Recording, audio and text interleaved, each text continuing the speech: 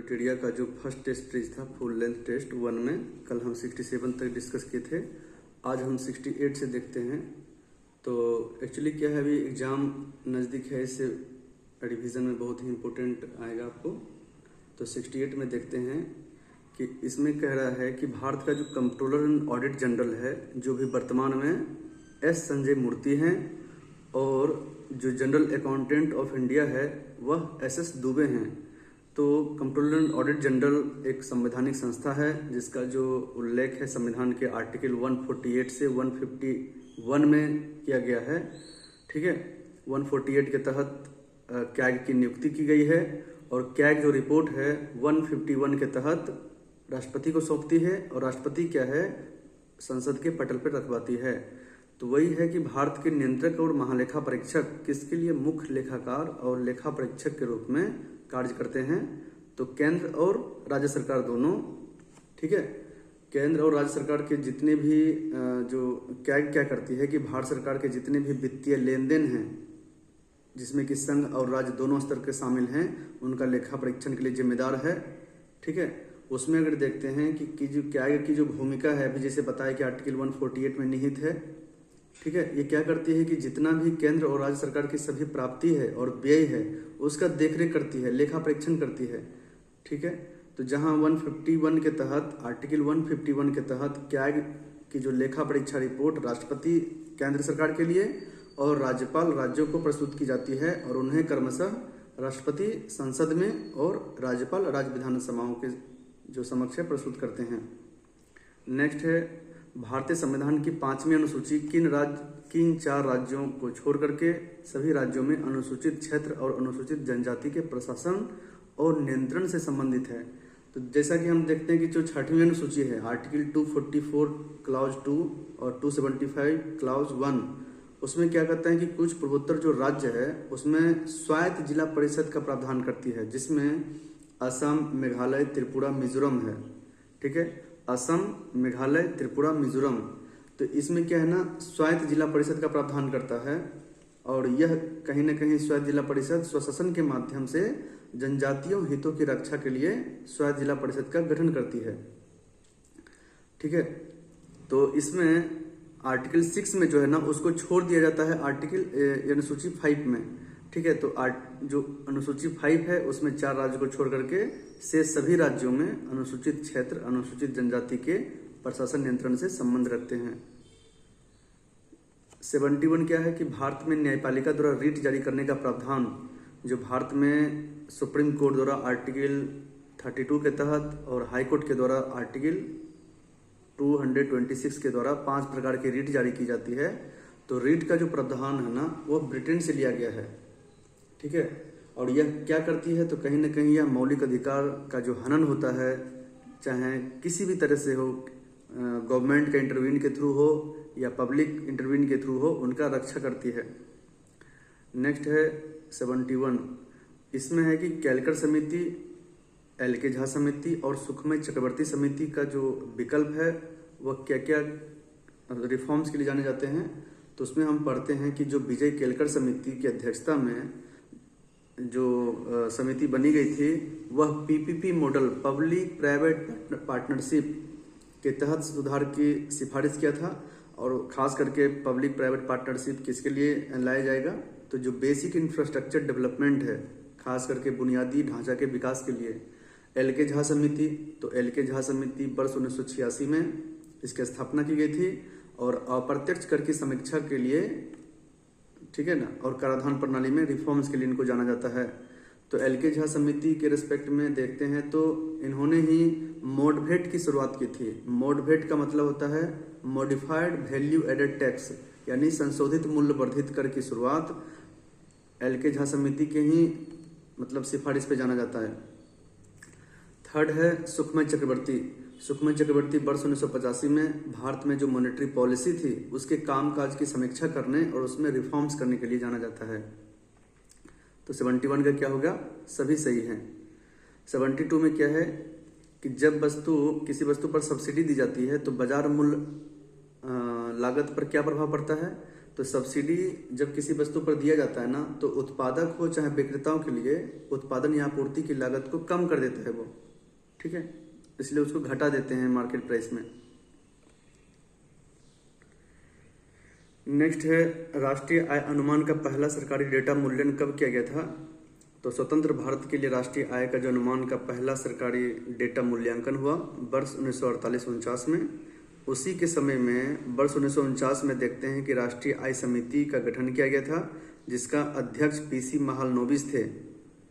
वही पीसी महालनोबिस जो द्वितीय पंचवर्षीय योजना के अध्यक्ष रह चुके थे और पहला पंचवर्षीय योजना के एससी हेराल्ड डोमर मॉडल थे, ठीक है।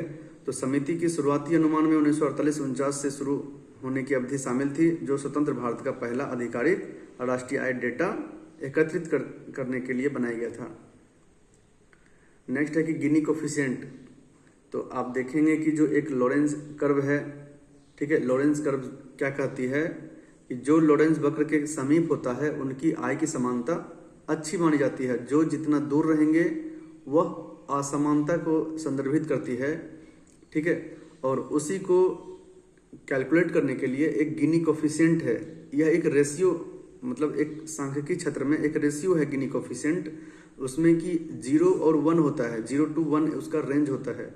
जहां अगर 0 है यानी पूर्ण समानता को दर्शाता है और 1 जो है असमानता को दर्शाता है, पूर्णतः असमान है। यानी असमान का मतलब एक ही व्यक्ति के पास उस राज्य या उस देश की सारी संपत्ति विद्यमान है।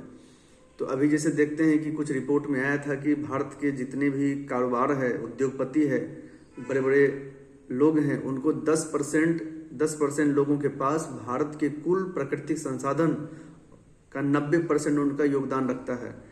और इधर जो है टोटल 90% जनसंख्या मात्र 10% में सीमित हो गई है। तो यह जो आय की असमानता है उसको नापने हेतु एक मापांक है गिनी कोफिशिएंट, और इसको लॉरेंज कर्व द्वारा ग्राफिकल दिखाया जाता है, ठीक है। नेक्स्ट है 75 नंबर क्वेश्चन अच्छा है। इसमें क्या है कि अल्फ्रेड मार्शल जो थे, सीमित उपयोगिता का सिद्धांत, ठीक है। सीमित उपयोगिता का सिद्धांत क्या है? तो मार्जिनल यूटिलिटी होते हैं। मार्जिनल यूटिलिटी जो है यह वर्ष 1890 में एक प्रिंसिपल ऑफ इकोनॉमिक्स इनकी पुस्तक आई थी, उनमें ही सीमित उपयोगिता विश्लेषण की अवधारणा विकसित की गई थी। तो सीमित उपयोगिता यानी मार्जिनल यूटिलिटी प्रिंसिपल क्या है कि जैसे मान लीजिए कि कोई केक खरीदते हैं, तो केक को मान लीजिए 4 बाइट में अगर डिवाइड करते हैं तो पहला बाइट क्या होता है ना, खाने में इतना टेस्टी लगता है, फिर सेकेंड बाइट में उसका टेस्ट थोड़ा कम हो जाता है, थर्ड बाइट में कम, और फोर्थ जो बाइट होता है वो सबसे कम होता है। यानी क्या होता है कि जब हम उपयोग करते हैं किसी वस्तु को तो प्रारंभिक जो इच्छा होता है वो ज़्यादा होता है, धीरे धीरे उससे इच्छा लगातार उसकी अगर आपूर्ति होती रहे तो उसके प्रति इच्छा कम होती जाती है। तो यही सीमित उपयोगिता सिद्धांत है। हमारा जो यूटिलिटी है उसको सीमित करता है, हमारी इच्छा घटने की प्रवृत्ति में चली जाती है। तो अल्फ्रेड मार्शल ने प्रिंसिपल ऑफ इकोनॉमिक्स में इनका ब्रीफ एक्सप्लेनेशन दिए हैं, ठीक है। दूसरा है कि जे एम किन्स के बारे में तो पता है कि वर्ष 1936 में उनका एक थ्योरी आया था, the general theory of employment, interest and money. जैसा कि इनका पुस्तक में ही लिखा है, the general theory of employment, interest and money. Interest और मनी की बात करते हैं, यानी ब्याज और धन की बात करते हैं, ठीक है। तो उन्होंने बताया कि कैसे जो ब्याज दर हैं और मुद्रा की आपूर्ति, ठीक है, ब्याज दरों और मुद्रा की आपूर्ति और मांगों के बीच में एक संबंध है कि जब ब्याज दर बढ़ती है, ठीक है, तो मुद्रा की आपूर्ति कम हो जाती है। तो इसका जो है ब्याज की तरलता बढ़ेता सिद्धांत दिए कार्ल मार्क्स उन्होंने दास कैपिटल जो 1867 में अधिशेष मूल्य सिद्धांत विकसित किए थे, ठीक है। उसमें वह बताए थे कि अधिशेष मूल्य सिद्धांत में उन्होंने यह बताए थे कि कैसे जो पूंजीपति लोग हैं वह कम से कम श्रमिकों को पैसे दे करके वह क्या करते हैं कि उसका पैसा कटौती करके वह कहीं न कहीं वह लाभ संचय में उनका योगदान देते हैं। सपोज अगर किसी मजदूर का बेसिक सैलरी 400 होना चाहिए पर डे, बट उसको चूंकि मजबूरी है उसका काम करने की, तो 300 में काम कराकर वह जो 100 रुपये की कटौती हुई कहीं न कहीं उस पूंजीपति वर्ग के लाभ में चले जाएंगे। तो कार्ल मार्क्स ने भी यही सिद्धांत दिए थे। नेक्स्ट है कि गरीबी का दुष्चक्र जो दिए हैं ये गलत स्टेटमेंट है। गरीबी का जो दुष्चक्र है रेगनर नर्क्स ने दिए थे, ठीक है। गरीबी का दुष्चक्र सिद्धांत रेगनर नर्क्स ने क्या दिए थे, उन्होंने बताया कि कैसे जो हाशिए पर के समुदाय हैं, निम्न वर्गीय समुदाय हैं, ठीक है, उनकी तो इनकम कम होती है, कम होने से वो कम बचत करते हैं, कम बचत से कम निवेश करते हैं, और जब इनकम ही नहीं है, कम है, तो क्या है कहीं ना कहीं उनकी जो शिक्षा है, स्वास्थ्य है, रोजगार है, उनका जो बेसिक मूलभूत आवश्यकताएं हैं उनमें कमी दिखती है, जिससे क्या होते हैं उनकी जो आने वाली पीढ़ी का जो एक साइकिल है वो क्या है एक गर्त में चले जाते हैं और उनका आर्थिक, सामाजिक, संस्कृति कुछ भी विकास नहीं होता है। तो गरीबी का जो वो क्या है ना एक दुष्चक्र का साइकिल है वो, ठीक है। तो उसका रेगनस नर्क्स ने ब्रीफली एक्सप्लेनेशन दिए हैं। अमर्त्य सेन एक नोबेल प्राइज विजेता भी रहे हैं, ठीक है, और इनको विशेष रूप से क्षमता दृष्टिकोण, ह्यूमन डेवलपमेंट, स्वतंत्रता, कल्याण पर केंद्रित है, और इन्होंने मल्टी डायमेंशनल पर भी मतलब अप्रोच इनका था कि शिक्षा, स्वास्थ्य के माध्यम से गरीबी को कैसे खत्म किया जा सके उसका समझने में योगदान बहुत ज़्यादा दिए उन्होंने। नेक्स्ट है संतुलित विकास सिद्धांत। तो संतुलित विकास सिद्धांत जैसा कि आप बताया कि रेगनर नर्क्स ने जो दिए थे कि कैसे अविकसित जो देश हैं उस अविकसित देशों में विकास जो है ना में प्रमुख बाधा गरीबी ही है, क्योंकि कम आय होने से अविकसित देशों में लोगों की आय के स्तर क्या है बहुत ही कम है, उससे उसकी बचत क्षमता कम हो जाती है। बचत क्षमता कम होने से क्या है कि पूंजी की कमी के कारण उद्योग बुनियादी ढांचे में निवेश कम होता है, निवेश कम होने से उत्पादन स्तर कम हो गया, अगर उत्पादन ही कम हो गया तो उसकी वस्तु और सेवाओं की आपूर्ति कम हो गई, और जब वस्तु सेवाओं की आपूर्ति कम होगी तो क्या होंगे कि जो विकास करने की जो सिद्धांत था, गरीबी हो, कुपोषण हो, अच्छी वेलबींग, गुडविल, ये सारे के सारे कमी पड़ जाते हैं, ठीक है। तो 76 का ए नंबर होगा। आर्थिक सर्वेक्षण जो इकोनॉमिक सर्वे रिपोर्ट वित्त मंत्रालय के किस विभाग द्वारा जारी किए जाते हैं, तो आर्थिक मामलों के कार्यभार द्वारा, और बजट से एक दिन पहले पेश किया जाता है। 78 में देखते हैं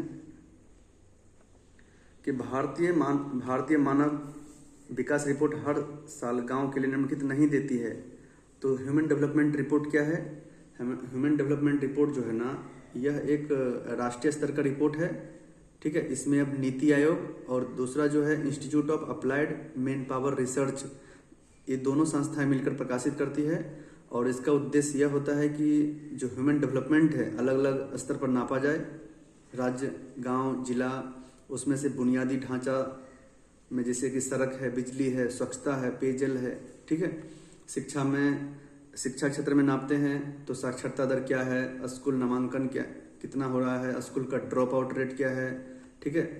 3rd नंबर में स्वास्थ्य संबंधी सूचकांक, इसमें स्वास्थ्य जो है ना तक कंप्लीट अप्रोच पहुंच पा रहा है कि नहीं, बाल मृत्यु दर, मातृ मृत्यु दर, मातृ स्वास्थ्य, टीकाकरण, ये सब जो है ना ह्यूमन डेवलपमेंट रिपोर्ट में ये सब तीनों शामिल किए जाते हैं।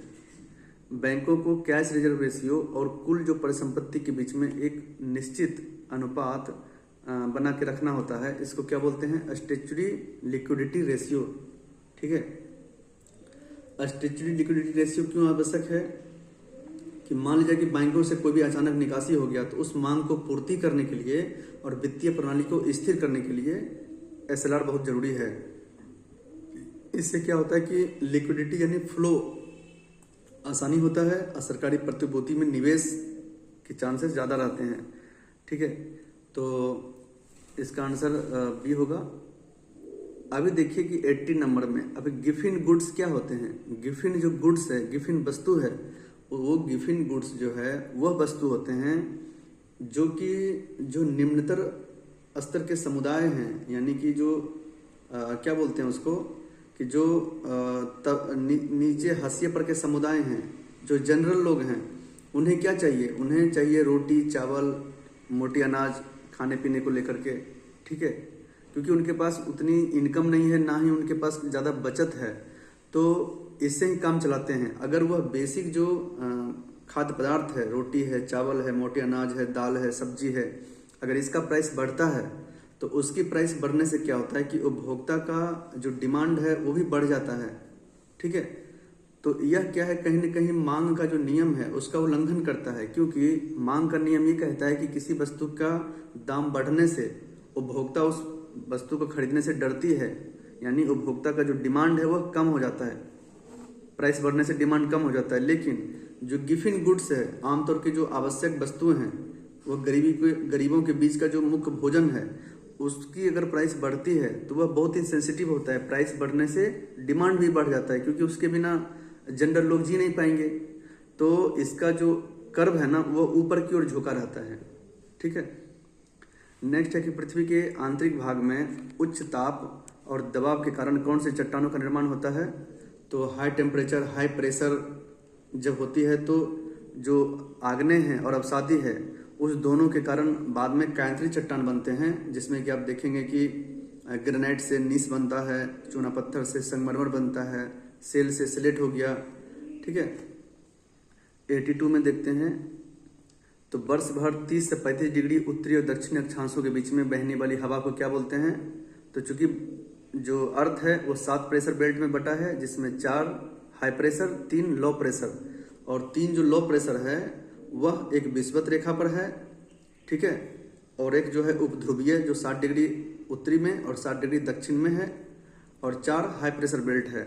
तो जो 30 से 35 डिग्री के बीच में फ्लो करती है ना, उसको बोलते हैं वेस्टर्लाइज, यानी पश्चिमी हवाएं, और 0 से 30 डिग्री के बीच में जो विंड बहती है ना, उसको बोलते हैं व्यापारिक पवन, ठीक है।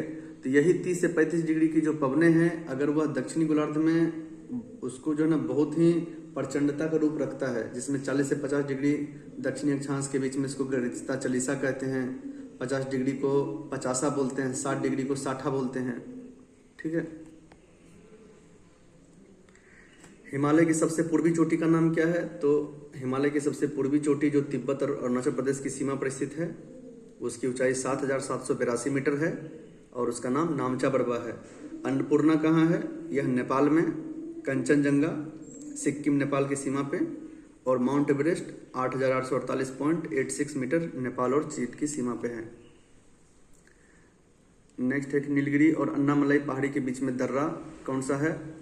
तो देखिए ये क्वेश्चन जो है ना बार बार कंफ्यूज करता है। इसमें देखते हैं कि एक थाल घाट है। थाल घाट क्या है ना, महाराष्ट्र में मुंबई से नासिक के बीच में जोड़ता है, और भोर घाट मुंबई को पुणे से जोड़ता है। ये दोनों पश्चिमी घाट का हिस्सा है। और पाल घाट क्या है, पाल घाट जो है ना, यह केरल और तमिलनाडु के बीच में है, और इसकी जो पहाड़ी है 140 मीटर आसपास है, ठीक है। तो इसलिए नीलगिरी और अन्नामलाई पहाड़ी जो है दक्षिण भारत की पहाड़ियां हैं, तो उसके बीच में पाल घाट दर्रा है। अब गोरम जो घाट है ना, यह राजस्थान में स्थित है। अरावली पर्वतमाला में सुंदर रेल मार्गों के लिए इसको जाना जाता है। नेक्स्ट है कृषि पद्धति का सही क्रम। तो पहले मिट्टी को तैयार किया जाता है, उसके बाद भुरभुरे होने पे थोड़ा मॉइस्चर जब उसमें आ जाते हैं तब बुआई की जाती है, फिर सिंचाई, फिर कटाई, ठीक है। भारत की जनगणना के अनुसार देश की सर्वाधिक दशकीय वृद्धि वाला जिला कौन सा है। यह देखिए बीपीएससी के लिए बहुत इंपॉर्टेंट क्वेश्चन है कि सर्वाधिक जो दशकीय वृद्धि वाला जो जिला है वह कुरुंग कुमे जिला है। उसमें रिकॉर्ड तोड़ वृद्धि हुआ है, 111.01% की वृद्धि दर्ज की गई है कुरुंग कुमे जिला में। यह अरुणाचल प्रदेश में स्थित है, ठीक है। लेकिन जो पुडुचेरी का जो यनम है, ठीक है, पुडुचेरी का जो यनम है, उसके बाद जो यनम में तो ज़्यादा नहीं हुआ है, ठीक है। और ये जो नागालैंड का जो जिला है लोंगलेंग और किफिरे, ठीक है, इसमें नकारात्मक वृद्धि दर्ज किया गया, क्योंकि मेघालय जो है ना पहला स्टेट है जो 2011 की जनगणना रिपोर्ट में निगेटिव वृद्धि दर्शाया है। भारत का विश्व स्तर पर स्वस्थ राष्ट्रीय हॉटस्पॉट नहीं है। देखिए इसमें क्या है कि टोटल विश्व में 36 बायोडाइवर्सिटी हॉटस्पॉट का है, ठीक है। उसमें 4 जो है ना भारत में विद्यमान है। वैश्विक मान्यता प्राप्त है जैव विविधता का हॉटस्पॉट में।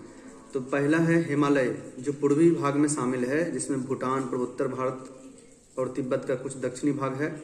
ठीक है। दूसरा है इंडो बर्मा रीजन, जिसमें कि हिमालय के दक्षिण और गंगा के पूर्वी क्षेत्र को कवर करता है। फिर है सुंडालैंड, जो निकोबार द्वीप समूह का हिस्सा है। और फोर्थ है वेस्टर्न घाट और श्रीलंका। ठीक है। तो 4 जो बायोलॉजिकल ये जैव विविधता हॉटस्पॉट है, गारो हिल्स इसमें नहीं है। 87 में देखते हैं कि सबसे स्थिर पारिस्थितिकी तंत्र, यह जो है ना एक टेक्निकल क्वेश्चन है कि सबसे स्थिर पारिस्थितिकी तंत्र, तो हम पारिस्थितिकी तंत्र को स्थिर कब मानेंगे और कौन सा एक कंडीशन है जब हम पारिस्थितिकी तंत्र को एक स्थिर की संज्ञा देंगे। तो उसमें क्या है कि वह पारिस्थितिकी तंत्र जिसमें जीवों के बीच में संतुलन बनाए रखने की क्षमता हो, वह थोड़ा सा मानव संवेदनशील से बहुत ही कम विचलित हो। ठीक है। समय के साथ खुद को अस्तित्व अपना बनाए रखे। तो समुद्री पारिस्थितिकी तंत्र बहुत ही एक स्टैटिक पारिस्थितिकी तंत्र कहा जाता है, इकोसिस्टम है। ठीक है। ऐसा क्यों? क्योंकि पारिस्थितिकी में समुद्र जो है ना, वह क्या है, पृथ्वी के भूभाग का 71% कवर करता है, 71%। तो इतने बड़ी भूभाग को जब कवर किया तो ये क्या है, एक बफर जोन क्रिएट किया, जिसमें कि मानव की गतिविधि को थोड़ा सा भी फर्क नहीं पड़ता है इसको। हालांकि फर्क पड़ता है, बट उतना संवेदनशील नहीं होता है जितना कि वन पारिस्थितिकी, रेगिस्तान, घास के मैदान फर्क पड़ता है। दूसरा बात क्या है कि जल की जो है ऊष्मा क्षमता अधिक है, इसलिए तापमान के बढ़ने घटने से उतना ज़्यादा प्रभाव नहीं पड़ता इस पर। ठीक है। उसके बाद क्या है कि बीच बीच में जो ज्वार भाटा आते हैं, समुद्री जो लहरें चलती है, उससे क्या होता है कि पोषक तत्व का क्या होता है, रिसाइकलिंग होता रहता है। ठीक है। इससे क्या होता है कि उसके अंदर जो जीव जंतु है उसका भरण पोषण के लिए उपयुक्त पोषकयुक्त पदार्थ सुनिश्चित रहते हैं। जैव विविधता तो है ही, उच्च जैव विविधता है। उसके बाद लचीलापन है, फ्लेक्सिबल है यह। तो 88 का सी नंबर। हमारे सौरमंडल से संबंधित अभी देखिए कि ज्योग्राफी का क्वेश्चन है। तो सप्तऋषि का मतलब होता है 7 ऋषि, जो उत्तरी आकाश में दिखाई देने वाले चमकीले तारे हैं। ठीक है। तारे के अन्य नाम है बिग डियर है, ग्रेट बियर है, सप्तऋषि है। जो ये एस्ट्रॉयड्स है, यह क्या होता है, जो ऑर्डर देखेंगे सूर्य से, तो बुध शुक्र पृथ्वी मंगल 4 हो गया इनर। अब बृहस्पति, बुध शुक्र पृथ्वी मंगल, बृहस्पति शनि अरुण वरुण। तो जो 4 जो इनर बेल्ट हैं और 4 आउटर बेल्ट हैं, बृहस्पति शनि अरुण वरुण। तो ये इनर और आउटर के जो बीच में जो बफर जोन है ना, मंगल और बृहस्पति के बीच में, उसमें एस्ट्रॉयड पाए जाते हैं। तो यह मंगल और पृथ्वी की कक्षा गलत बोल रहा है, इसलिए 1, 2, 4 सही है। और सबसे बड़ा एस्ट्रॉयड कौन है, सीरीस है। इसको बौना ग्रह भी बोला जाता है।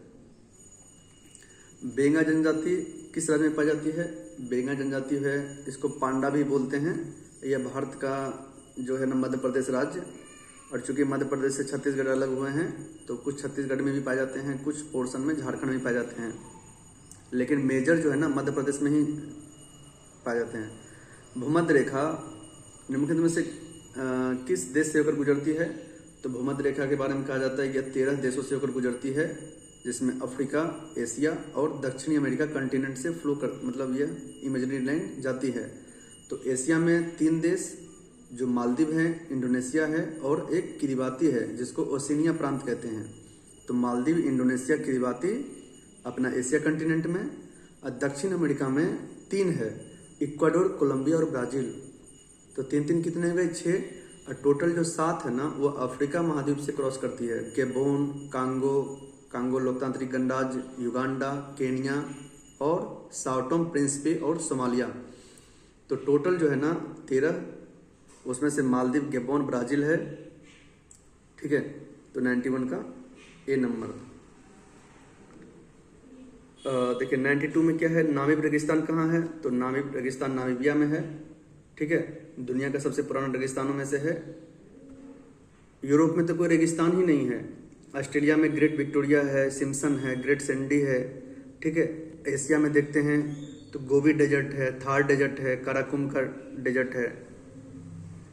अब देखते हैं कि देखिए यहाँ पे क्या है कि रॉकीज तो उत्तरी अमेरिका में है, लेकिन एंडीज पर्वतमाला दक्षिण अमेरिका में।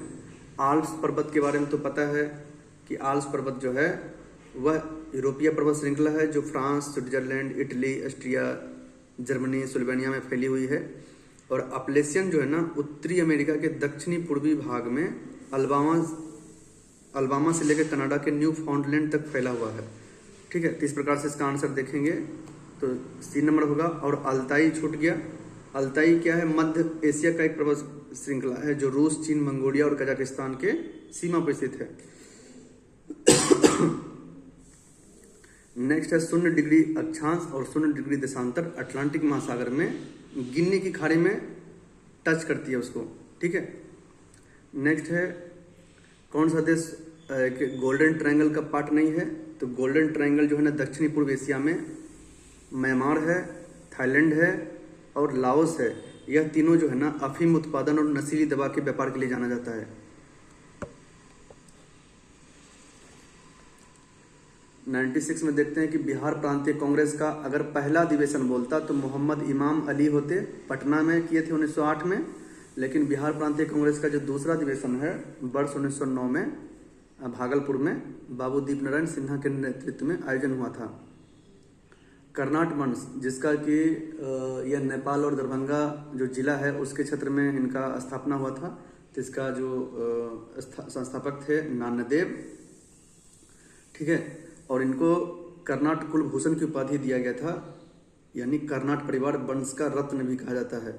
यह कहीं न कहीं कर्नाट से कर्नाटका क्षेत्र के मूल निवासी का संकेत देता है। ये 98 क्या है कि बिहार में सैन्य अभियान आयोजित करने और बिहार को दिल्ली सल्तनत के अधीन लाने वाला पहला शासक कौन थे? तो इल्तुतमिश। बाज बहादुर जो 1607 में बंगाल का गवर्नर बना, कुल खान की उपाधि किसने दिया? तो जहांगीर का जो कार्यकाल था 1605 से 1627।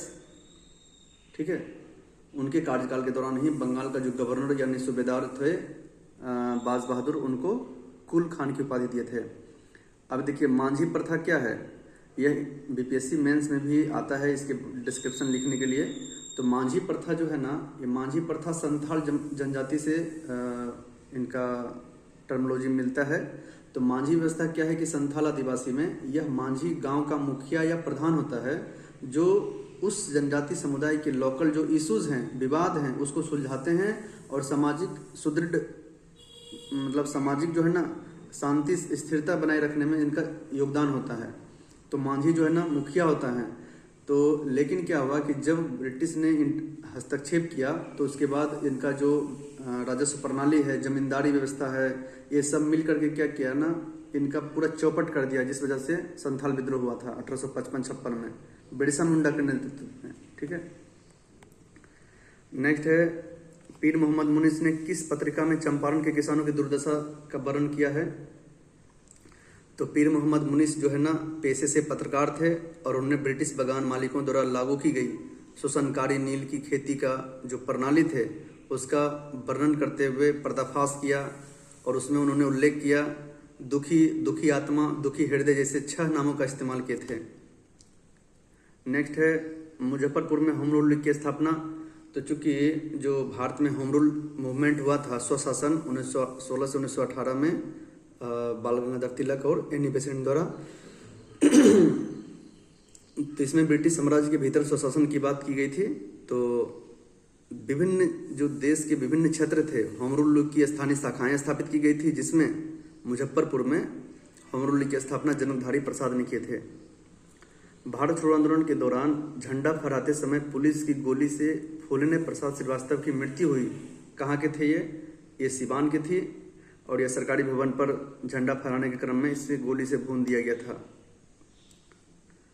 104 में क्या है? बिहार में एस्बेस्टस।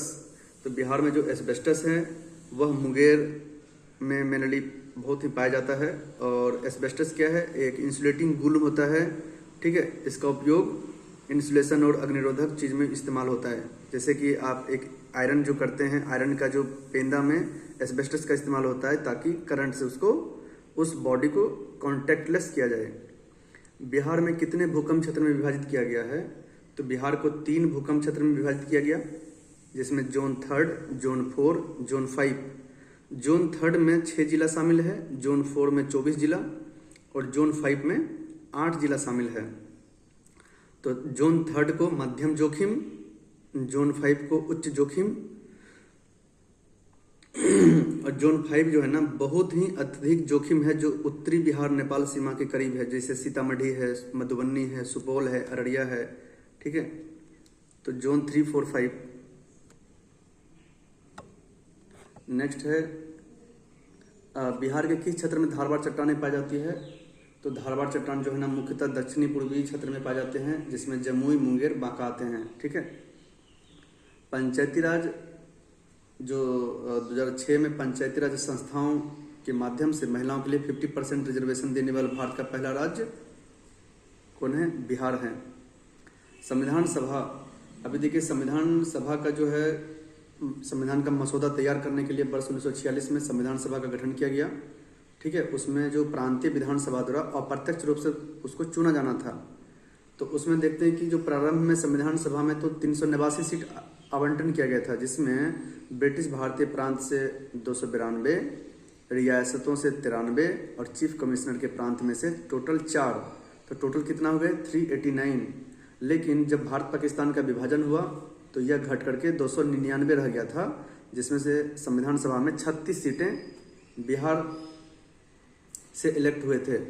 ठीक है, उसमें राजेंद्र प्रसाद है, श्री कृष्ण सिंह है, ब्रज किशोर प्रसाद भी हैं, अनुग्रह नारायण, तो ये सब जो है ना, बाबू जगजीवन राम भी थे, और सचिंद्र सिन्हा थे जो संविधान सभा के पहले अस्थायी अध्यक्ष भी रह चुके थे। ठीक है, तो संविधान सभा में बिहार में कितने सदस्य शामिल थे? टोटल 36। लेकिन भारतीय राष्ट्रीय कांग्रेस के द्वितीय अधिवेशन की बात कहें तो उसमें 31 सदस्य भाग लिए थे, तीसरे अधिवेशन में दो सदस्य भाग लिए थे। किस राज्य में अल्पसंख्यक आयोग को पहली बार वैधानिक शक्ति दी गई थी? तो वर्ष 1991 में बिहार राज्य अल्पसंख्यक आयोग का अधिनियम बनाया। उसमें से एक अध्यक्ष रहेंगे, 2 उपाध्यक्ष और 8 सदस्य शामिल होंगे। ठीक है,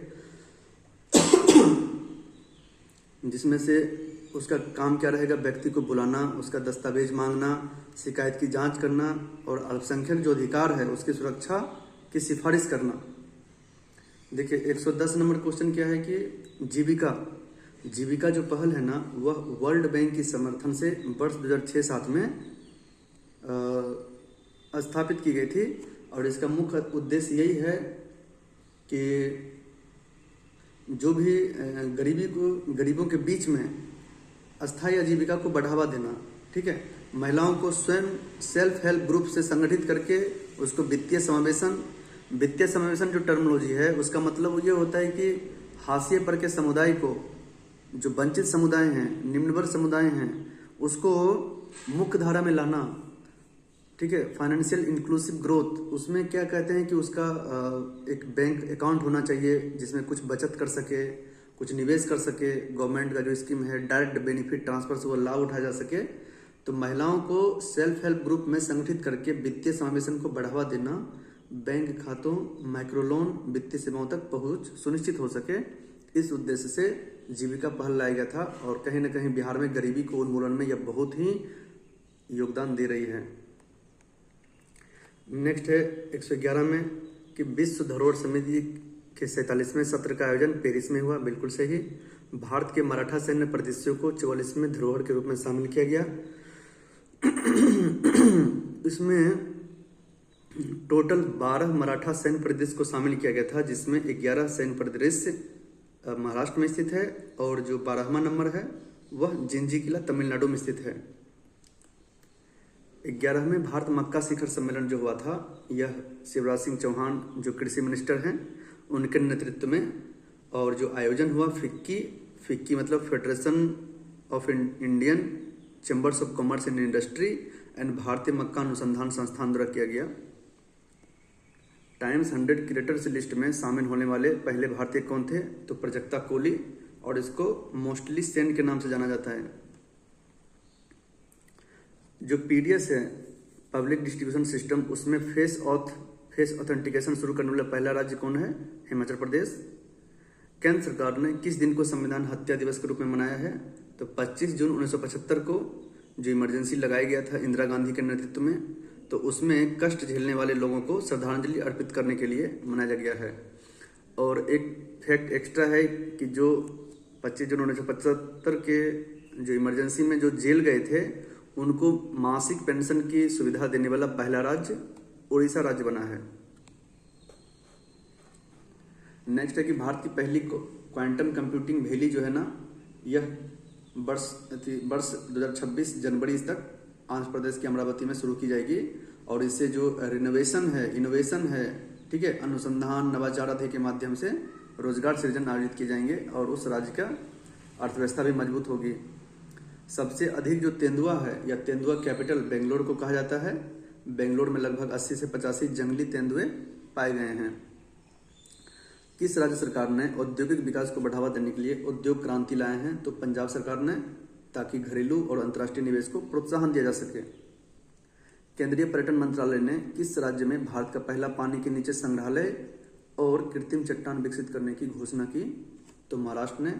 एक्चुअली महाराष्ट्र का जो सिंधुदुर्ग तट है, वहाँ पे जो रिटायर्ड INS गुलदार है, उसके जो युद्धपोत है ना INS गुलदार, उसके इर्द गिर्द में भारत का पहला पानी के नीचे संग्रहालय बनाएगा कृत्रिम चट्टान से विकसित करके, जिससे महाराष्ट्र पर्यटन विभाग को इससे प्रॉफिट होगा, क्योंकि पर्यटन का एक मुख्य सोर्स बनेगा। हाल में ही खबरों में रहा बगलिहार डैम। अभी जो 22 अप्रैल 2025 को जो आतंकी हमला हुआ था, पहलगांव अटैक, जिसकी जवाबी कार्रवाई में ऑपरेशन सिंदूर 7 मई को लॉन्च किया गया था। तो पाकिस्तान को जो वर्ष 1960 का जो सिंधु जल समझौता था, उसको रद्द करते हुए, ठीक है, चिनाब नदी पर पानी रोक दिया गया था। नेक्स्ट है मुख्य चुनाव आयुक्त, जो 26वें नंबर के मुख्य चुनाव आयुक्त हैं ज्ञानेश कुमार। उनका जब नेतृत्व आया तो निर्वाचन आयोग में क्या क्या रिफॉर्म्स लाए हैं? तो उन्होंने बताया कि मृत्यु पंजीकरण प्रणाली डेटा का इलेक्ट्रॉनिक एकीकरण, यह जो है ना, मृत्यु जो पंजीकरण डेटा है, यह भारत सरकार के जो रजिस्ट्रार जनरल ऑफ इंडिया है उससे प्राप्त करके जो भी मृत व्यक्ति हो गए हैं उनका मतदाता सूची से नाम हटाने की प्रक्रिया तेजी और त्वरित हो सके, इसलिए उन्होंने रिफॉर्म्स दिए। सेकंड है संशोधित मतदाता सूचना पर्ची। संशोधित मतदाता सूचना पर्ची के माध्यम से क्या होगा कि उसका वोटर ID कार्ड में उनका जो फॉन्ट है उसको बढ़ाया जाएगा, जिससे मतदाता मतदान केंद्र की पहचान आसानी से कर सकते हैं। और जो BLO है, बूथ लेबलिंग ऑफिसर जो होता है, वो जब अगर अपना कार्य के लिए अगर क्षेत्र में जाएं तो उसको पब्लिक विश्वासपूर्वक बातचीत कर सके, ठीक है, चुनावी प्रक्रिया को एक ट्रांसपेरेंसी के माध्यम से निपटा सके। तो इसलिए उसको क्या करेगा कि एक सत्यापित एक ID कार्ड जनरेट करेगा उसके लिए। तो एक इसका C नंबर में है। महिला संवाद कार्यक्रम, यह बिहार सरकार द्वारा किया गया है, जिसमें लगभग 60 दिनों में 70,000 स्थानों पर 2 करोड़ महिलाओं से संवाद पहुंचना। और यह संवाद कैसे पहुंचेगी? तो मोबाइल वैन का उपयोग किया जा रहा है, जिसमें पंचायती राज संस्थाओं में कैसे वर्ष 2006 से 50% महिलाओं का रिजर्वेशन हुआ। अभी डोमिसाइल नीति आया है कि बिहार की जितने भी महिलाएं हैं उनका ही मतलब क्या होगा, 35% योगदान होगा, ठीक है, रिजर्वेशन कोटे से। सरकारी नौकरी हो, सेल्फ हेल्प ग्रुप हो, उसके माध्यम से महिला को कैसे आर्थिक सशक्तिकरण किया गया। उद्यमिता योजना है, आजीविका कार्यक्रम है, सेल्फ हेल्प ग्रुप के माध्यम से जो जीविका मिशन है 2006-7 से चल रही है। तो सारे का सारा जो है ना महिलाओं के बीच में संवाद के माध्यम से पहुंचाया जाएगा, जिससे महिला उद्यमी और महिला सशक्तिकरण को क्या होगा कि समाज के बीच में प्रचार होगा। ऑपरेशन सिंदूर का ब्यौरा जो है ना विदेश सचिव विक्रम मिश्री किए थे, बट उनके साथ कर्नल सोफिया कुरैशी और विंग कमांडर भूमिका सिंह भी थे, ठीक है। भारत आम के निर्यात को बढ़ावा देने के लिए mango mania United Arab Emirates के एक जो है ना शहर है अबू धाबी में आयोजन किया गया था। 125 में देखते हैं कि अंगोला जो है ना, अंगोला एक दक्षिणी अफ्रीका के पश्चिमी तट पर स्थित है, इसलिए गलत है। अंगोला अंतर्राष्ट्रीय सौर गठबंधन इंटरनेशनल सोलर अलायंस जो है, जो वर्ष 2015 से शुरू हुआ था, यह इसका 123वां सदस्य अंगोला बना है, ठीक है। Stockholm International Peace Research Institute, SIPRI जिसको बोलते हैं, SIPRI, SIPRI, Stockholm International Peace Research Institute के अनुसार सर्वाधिक सैन्य खर्चा करने में भारत का स्थान 5वां है। तो पहले 4 कौन है? तो अमेरिका जो है सैन्य खर्च करने में पहला देश है जो 997 बिलियन डॉलर खर्च करते हैं। उसके बाद दूसरा चाइना है, तीसरा रूस है, चौथा जर्मनी है और 5वां क्या है? भारत है जो 86.1 बिलियन डॉलर खर्च करते हैं। और अभी बजट के अनुसार 8% जो है पूरे जीडीपी का खर्च करने की बात की गई है, जो लगभग 4,91,000 समथिंग करोड़ खर्च किए जाएंगे। देखिए यहाँ पे क्या है कि poverty and equity brief report यह वर्ल्ड बैंक जारी करती है और इसने बताया कि 2011-12 में जो गरीबी जो रेखा के नीचे जीवन यापन करने वाले लोग 16.2% थे, वह घट करके 2022-23 में 2.3% हो गए हैं। लगभग 171 मिलियन पीपल जो है ना बाहर आए हैं, जिसमें 17.1 करोड़ लोग। तो इसलिए इसका आंसर क्या है? गलत पूछ रहा है तो ये होगा, क्योंकि यह वर्ल्ड बैंक की सहायता से जारी किए जाते हैं। नेक्स्ट है कि भारत सरकार के विमानन क्षेत्र में ग्राउंड हैंडलिंग करने वाली तुर्की की जो कंपनी थी, ठीक है, वह सेलेबी पर प्रतिबंध लगा दिया, क्योंकि तुर्की ने पाकिस्तान का ये पहलगाम अटैक के समय जो ऑपरेशन सिंदूर चलाया गया था, तो उसमें पाकिस्तान को मदद किया था तुर्की ने। इसलिए भारत सरकार ने राष्ट्रीय सुरक्षा का हवाला देते हुए उस पर प्रतिबंध लगा दिया। अभी देखिए क्या है, भारत के पहले संविधान संग्रहालय, तो संविधान संग्रहालय का उद्घाटन OP Jindal global university Sonipat Haryana में किया गया और इसका जो उद्घाटन है 18वें लोकसभा के अध्यक्ष ओम बिरला साहब ने किए। ठीक है, संग्रहालय में we the people of India जो हमारे प्रस्तावना में निहित है उसका और इकोज ऑफ लिबर्टी जैसी मूर्तियां शामिल है जो स्वतंत्रता, न्याय और समानता को बताती है। अम्बुबाची मेला, इसमें देखिए असम है, सही है। खीर भवानी जम्मू कश्मीर, खुबानी जो है ना लद्दाख में है, ना कि उत्तराखंड में। चपचरकुट मिजोरम में। केंद्रीय बजट को पेश करते हुए एक कोट आया था कि कोई देश उसकी मिट्टी से नहीं बल्कि देश उसके लोगों से है। यह जो है ना तेलुगु कवि गुरजदा अप्पा राव के स्टेटमेंट उठाकर बोला गया था। 132 क्या है कि केंद्रीय बजट 2025-26 में विकसित भारत के 6 व्यापक सिद्धांत कौन कौन से हैं? तो गरीबी से मुक्ति है, बिल्कुल सही। 100% अच्छे स्तर की स्कूली शिक्षा था, ना कि स्नातकोत्तर शिक्षा। 100% कुशल कामगार के सार्थक रोजगार, बिल्कुल सही। आर्थिक गतिविधि में 70% महिलाएं। और एक था कि बेहतरीन सस्ती सर्वसुलभ स्वास्थ्य की पहुंच है और हमारे देश को food basket of the world बनाने वाले किसान हैं। तो यहाँ बस स्कूली शिक्षा होना था। केंद्रीय बजट में 4 मद में जो खर्च होते हैं वह कहाँ कहाँ जाते हैं? तो करों और शुल्कों में जो राज्य का हिस्सा है ना वो 22% है। ब्याज अदायगी में 20%। ठीक है। केंद्रीय क्षेत्र की जो योजना है जिसमें रक्षा और आर्थिक सहायता पर पूंजी परिव्यय भी शामिल उसमें नहीं है, उसमें जाता है 16%। रक्षा में भी जो बताया कि 8% होता है। तो इस प्रकार से करों शुल्कों में 22%, ब्याज अदायगी 20%, केंद्रीय क्षेत्र की योजना 16% और रक्षा में 8%। तो इस प्रकार से अवरोही में इसका सी होगा आंसर। केंद्रीय बजट 2025-26 में BTN बोलते हैं इसको, भारत ट्रेड नेट का मुख्य उद्देश्य क्या है कि जो इंटरनेशनल जो हम निर्यात करते हैं उसके लिए डिजिटल पब्लिक इंफ्रास्ट्रक्चर बनाया जाए। ठीक है। इसमें क्या है कि इसको आगे क्रियान्वित करने के लिए वाणिज्य मंत्रालय, MSME मंत्रालय और वित्त मंत्रालय का एक संयुक्त रूप से एक अभियान है या प्लेटफॉर्म है। केंद्रीय बजट 2025-26 में देखते हैं कि जो नई कर व्यवस्था के अंतर्गत जो अगर देखते हैं कि 12 लाख रुपए तक का जो इनकम करते हैं ना उसको कोई भी टैक्स नहीं देना पड़ेगा, 0%। लेकिन जो वेतनभोगी करदाताओं के लिए यह सीमा जो है ना 12,75,000 है, जिसमें 75,000 एक्स्ट्रा मानक कटौती के कारण उसमें ऐड किया गया। 24 लाख रुपए तक की जो है ना 30% टैक्स देना पड़ेगा, ये बिल्कुल सही है।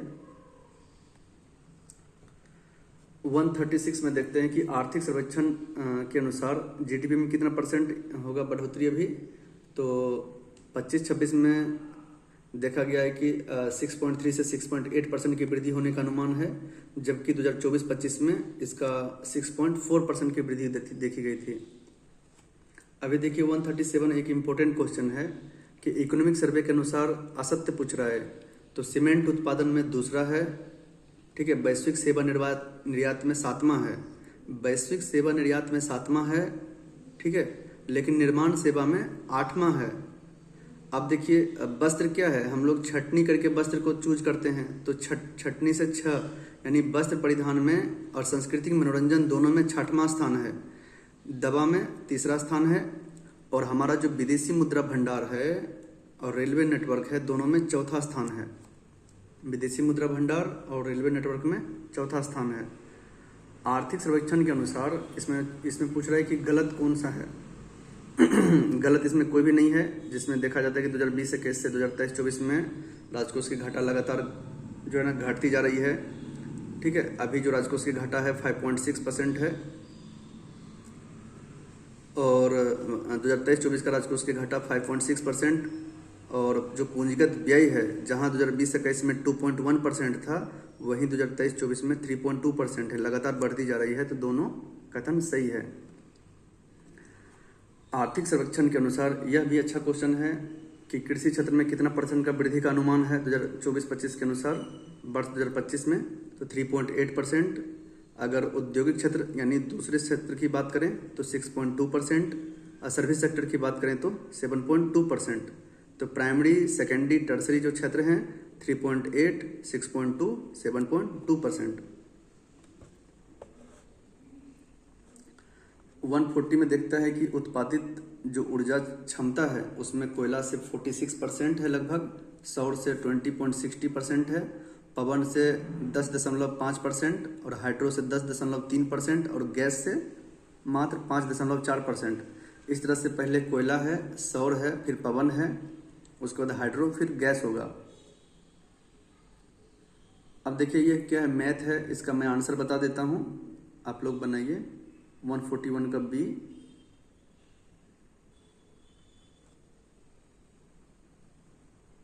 143 का बी है, 144, 145, 146, 147,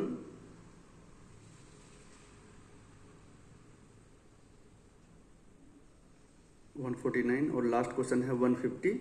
फिर नेक्स्ट वीडियो में हम BCW में मिलेंगे। धन्यवाद।